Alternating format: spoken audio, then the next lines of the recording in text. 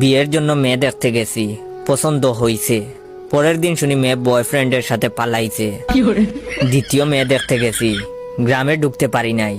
মেয়ের বয়ফ্রেন্ড দল বল নিয়া কইল গাড়ি ঘুরাবি নাকি বাংমু। তৃতীয় মেয়ে দেখলাম, বিয়ে প্রায় কনফার্ম, কেনাকাটাও শেষ। বিয়ের আগের দিন মেয়ে ফোন দিয়া কইল বয়ফ্রেন্ডের লগে রাগারাগি করে বিয়েতে হা বলছি, এখন ঝগড়া মিটছে, আমাকে বিয়ে করলে করতে পারেন, তবে আমি চান্স পেলেই বাগবো। চতুর্থ মেয়ের সাথে প্রায় বিয়ে হয়েই গেছে, প্রথম কবুল বলে ফেলেছি।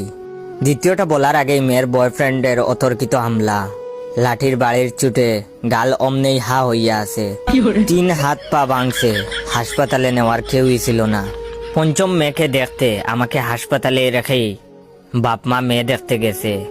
মেয়ের বয়ফ্রেন্ড হাসপাতালে আইসা আমার বাকি পাটাও ভাঙছে।